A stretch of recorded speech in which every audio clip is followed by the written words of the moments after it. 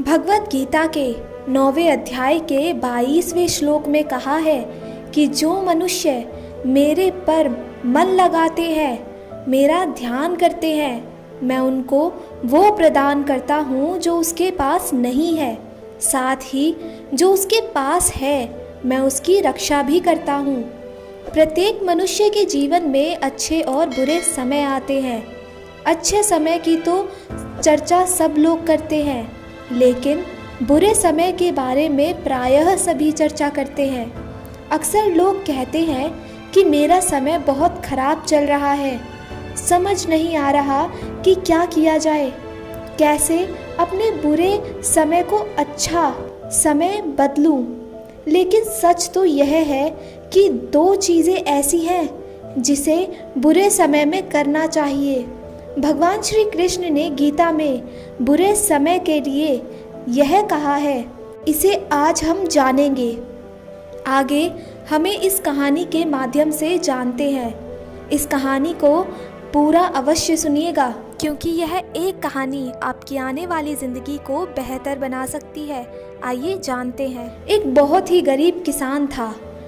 वह था तो बहुत गरीब, लेकिन मेहनती और खुश था। वह रोज़ सुबह मंदिर में जाकर केवल 10 मिनट भगवान के आगे हाथ जोड़कर प्रार्थना करता था।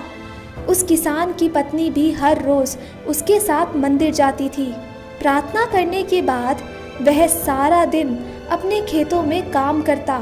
उसका जीवन बहुत अच्छा चल रहा था। अपनी मेहनत से वह कुछ ज़्यादा तो नहीं कमा पाता था, लेकिन फिर भी जितना भी कमाता था उसमें से कुछ पैसे लोगों की भलाई में लगा देता था। एक दिन किसान के गांव में बीमारी फैल गई। किसान का इकलौता बेटा बीमार पड़ गया। किसान के गांव में इस बीमारी की इलाज के लिए कोई अच्छा डॉक्टर नहीं था। पास के शहर में उस बालक को ले जाया गया। शहर के इस अस्पताल का इलाज बहुत महंगा था। उस बेचारे किसान के लिए अस्पताल और डॉक्टर का खर्च आदि दे पाना बहुत ही मुश्किल था। किसान दिन प्रतिदिन हिम्मत हारता जा रहा था।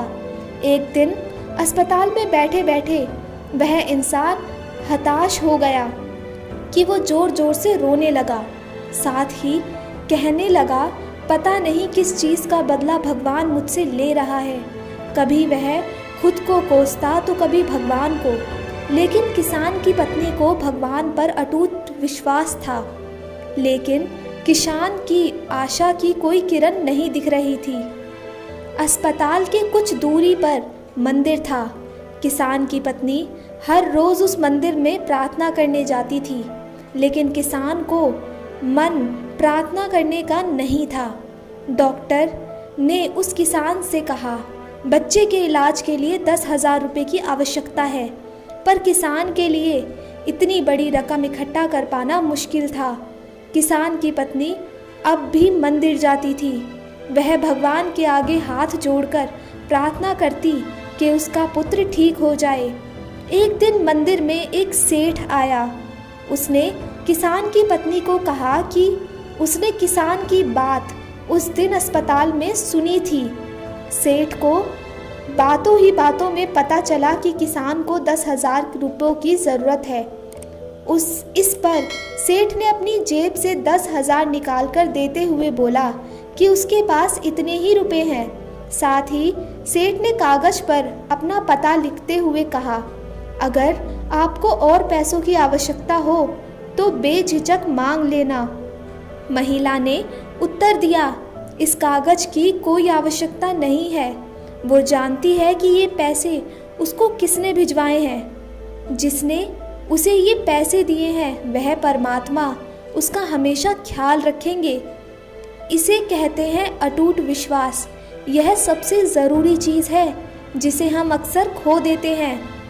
भगवत गीता के 9वें अध्याय के 22वें श्लोक में कहा है कि जो मनुष्य मेरे पर मन लगाते हैं, मेरा ध्यान करते हैं, मैं उनको वो प्रदान करता हूँ जो उसके पास नहीं है।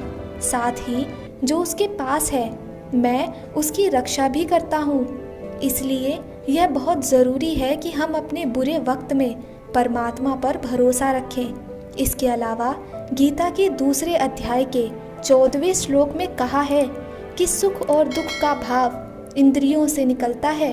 ये मौसम के समान है, यानी ये सुख और दुख दोनों ही हमेशा नहीं रहेंगे। इसलिए हमें सुख और दुख का समान भाव से सम्मान करना चाहिए।